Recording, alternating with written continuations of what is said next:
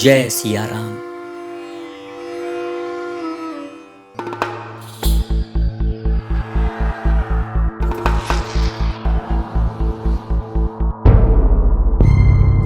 कहता हूँ सच में आपका अभिनंदन है। मैं हूँ अबू हकम। भारत में पिछले 100 वर्षों से इतिहास के पुनर्लेखन का धुआंधार प्रयास होता आ रहा है, जिसमें वामपंथी एवं कांग्रेसी इतिहासकार सबसे आगे रहे हैं। इतिहास के इस पुनर्लेखन का एकमात्र उद्देश्य एक ऐसी दुर्दांत सच्चाई को दफना देने का है जिसका इतिहास 1000 वर्ष पुराना है। वो सच्चाई है हिंदुओं और मुसलमानों के बीच कभी न पाटी जा सकने वाली चौड़ी खाई, एक गहरी दरार।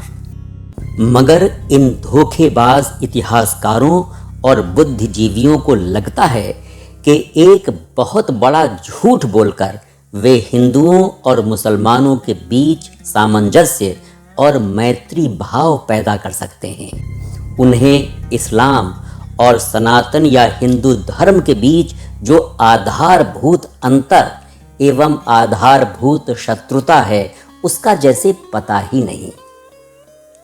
तमाम मुसलमान और जिहादी अच्छी तरह जानते हैं कि अल्लाह और प्रॉफिट मोहम्मद के क्या आदेश हैं, और वे सारे आदेश और निर्देश कुरान, हदीस और प्रॉफिट की जीवनी में दर्ज हैं। मगर ये वामपंथी और कांग्रेसी इतिहासकार चाहते हैं कि मुसलमान अपने अल्लाह और पैगंबर के आदेशों का उल्लंघन करके हिंदुओं जैसे मूर्ति पूजकों और बहुदेववादियों से दोस्ती कर लें। हाँ, काफिरों के साथ मुसलमान दिखावे की दोस्ती अवश्य कर सकते हैं यदि उनके पास अल्लाह और मोहम्मद के इन दुश्मनों को ठिकाने लगाने की सामर्थ्य न हो। मगर जब और जैसे ही यह सामर्थ्य मुसलमानों के पास आ जाए तो फिर इन काफिरों को या तो मुसलमान बनना होगा या मरना होगा। इस्लाम वस्तुतः क्या है और मुसलमानों की इस पर कितनी अटूट आस्था है, इसका पर्याप्त बोध इन धोखेबाज इतिहासकारों, बुद्धिजीवियों और विचारकों को कदाचित नहीं है। इन्हें नहीं पता कि इतने बड़े बड़े झूठ बोलकर ये लोग स्थिति को अधिक जटिल और संगीन बनाते हुए इतिहास लेखन की अवधारणा को ही तहस नहस कर देते हैं। और ऐसा वे अधिकतर भारत के मध्ययुगीन इतिहास को प्रस्तुत करने के दौरान करते हैं। लेकिन कुछ इतिहासकार ऐसे हुए हैं जिन्होंने तमाम कठिनाइयों के बावजूद इतिहास लेखन के दायित्वों का पूरा निर्वहन किया है। यानी उन्होंने ऐसा कुछ नहीं लिखा जिसमें उपलब्ध साक्ष्यों की अनदेखी की गई हो। इन महान और सच्चे इतिहासकारों में एक बड़ा नाम है आर.सी. मजूमदार का, जो भारतीय इतिहास के सबसे उत्कृष्ट ग्रंथ the history and culture of Indian people के जनरल एडिटर थे। यह ग्रंथ 11 वॉल्यूम्स में प्रकाशित हुआ था और प्रत्येक वॉल्यूम की प्रस्तावना में उन्होंने इतिहास लेखन के संबंध में कई महत्वपूर्ण बातें की हैं। अब जैसे 1974 में वो इस श्रृंखला के 7वें वॉल्यूम द मुगल एम्पायर में लिखते हैं। प्रस्तुत वॉल्यूम में मुस्लिम धर्मांधता का सामान्य तौर पर और औरंगजेब के हाथों हिंदुओं के उत्पीड़न का विशेष तौर पर उल्लेख किया गया है। और जो कुछ भी यहाँ कहा गया है वह दोष रहित और असंदिग्ध प्रमाणों के आधार पर कहा गया है।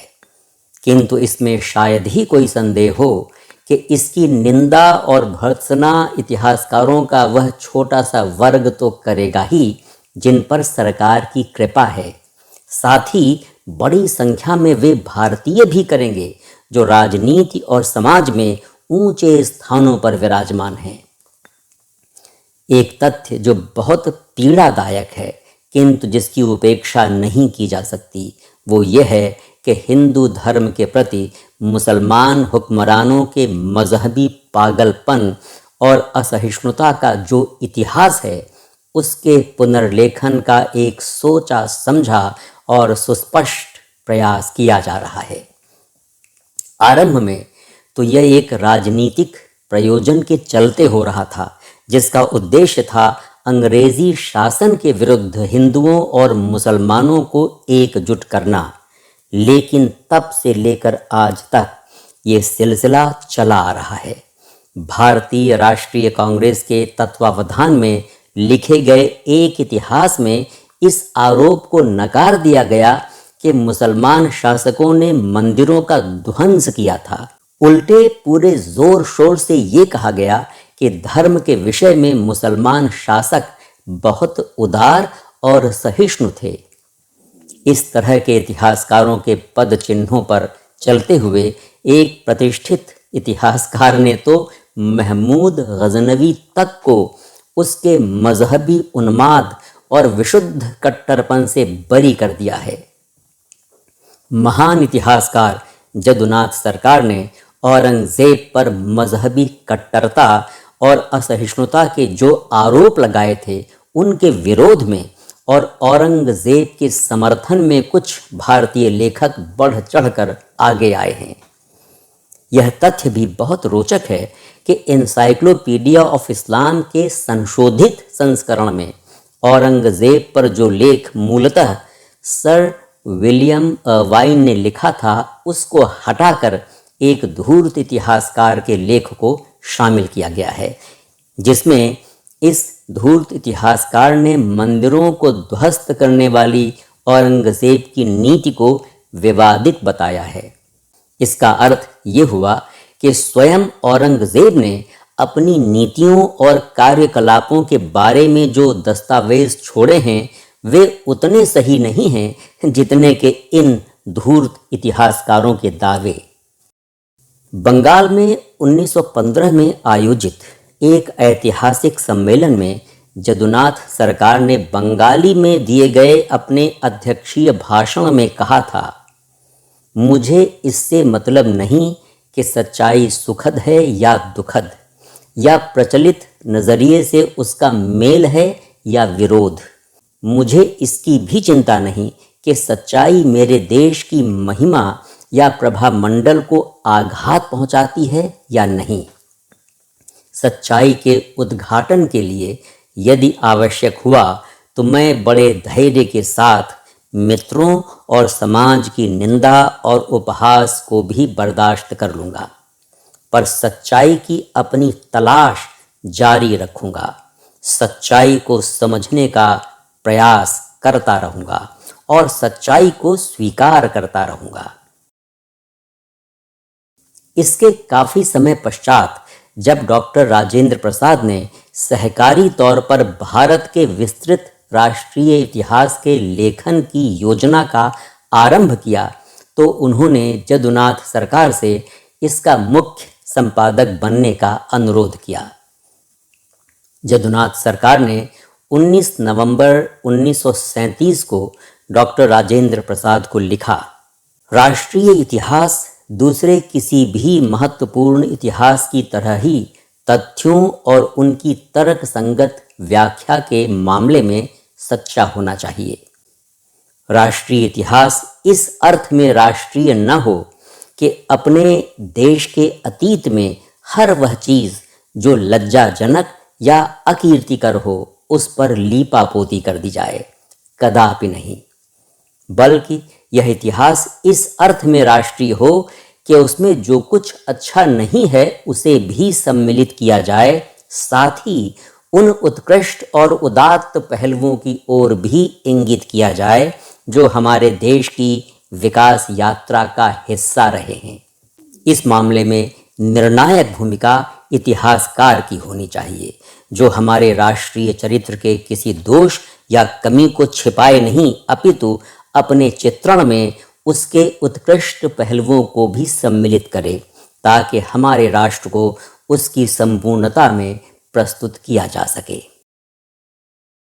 डॉक्टर राजेंद्र प्रसाद ने 22 नवंबर 1937 को अपने उत्तर में लिखा, मैं आपकी इस बात से पूर्णतया सहमत हूं कि ऐसा कोई इतिहास नहीं हो सकता जो तथ्यों को दबाए या उन्हें तोड़ मरोड़ कर पेश करे। जो इतिहासकार यह सोचकर ऐसा करता है कि वह अपने देश का भला कर रहा है, तो ऐसा बिल्कुल नहीं है, बल्कि उसके इस काम से अंततः देश का अहित ही होता है। यह बात हमारे जैसे देश के संदर्भ में तो और भी सही है, जिसे अपने कुछ राष्ट्रीय दोषों और अवगुणों का बहुत खमियाजा भुगतना पड़ा है। इसलिए आवश्यक है कि हम अपने दोषों, अपने अवगुणों को ठीक से समझें, जिससे कि उनका निराकरण संभव हो सके। वामपंथी इतिहासकारों ने मुस्लिम शासकों के बर्बर और हिंसक कारनामों को छिपाने और उन्हें अच्छा दिखाने का जैसा सुनियोजित प्रयास किया है, वह हिंदुओं, बौद्धों, जैनियों और सिखों के प्रति इन इतिहासकारों की असंवेदनशीलता और निर्दयता को दर्शाता है। इन लोगों ने निर्लज्जता और बौद्धिक कदाचार की अति कर दी है। इतिहास लेखन के संबंध में एक वीडियो और लाना पड़ेगा, तभी आप भारत के मध्ययुगीन इतिहास के लेखन में वामपंथी और कांग्रेसी इतिहासकारों की खुली धांधलियों का कुछ अनुमान लगा पाएंगे। तो अभी के लिए आज्ञा दीजिए। आप हमारे चैनल को सब्सक्राइब कीजिए और लाइक भी कीजिए और मित्रों एवं परिचितों के साथ शेयर भी कीजिए। आपके सहयोग के बिना हम इस काम को आगे नहीं बढ़ा पाएंगे। प्रतीक्षा कीजिए हमारी अगली प्रस्तुति की। धन्यवाद। वंदे मातरम।